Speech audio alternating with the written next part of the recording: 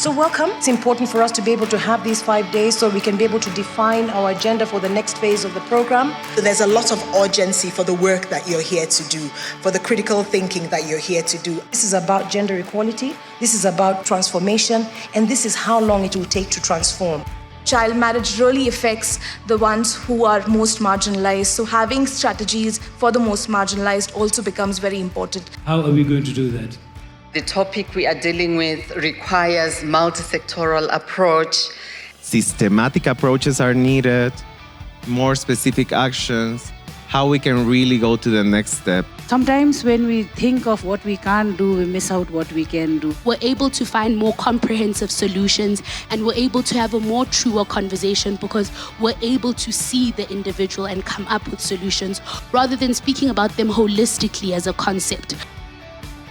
To have more information and more learning towards how to measure gender transformative approaches, and particularly in building the evidence of what really works.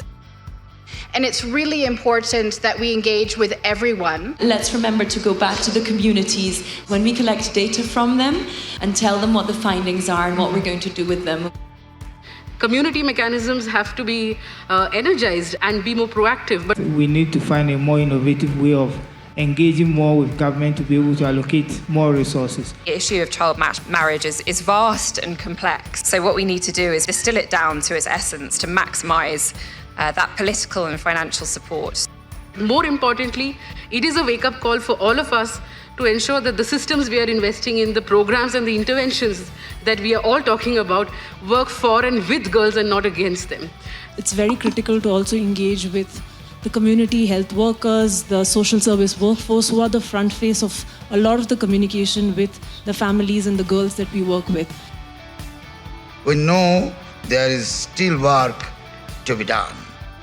And that's why we are working closely with governments, civil society organizations, communities, to actually drive the necessary change. Progress would need to be 20 times faster to eliminate child marriage by 2030. Because if we don't, even at this current pace, 9 million girls will marry in the year 2030, and this represents 9 million missed opportunities. A world with no child marriage, where adolescent girls live healthier, safer, and more empowered lives. So acceleration it is. End child marriage, a voice, a chance, a future. Poner fin al matrimonio infantil, una voz, una oportunidad, un futuro. Tukwatire wamu, tutaase abaana okufumbirwa nga tebanneetuuka. बचपन की शादी को खत्म करें. Stoppa barnäktenskap. एक आवाज, एक मौका, एक मुस्तकबिल. Sugpuin ang pagpapakasal ng mga bata. Bigyan ng boses, bigyan ng pagkakataon, bigyan ng kinabukasan. En röst, en chans, en framtid. Une voix, une chance, un futur.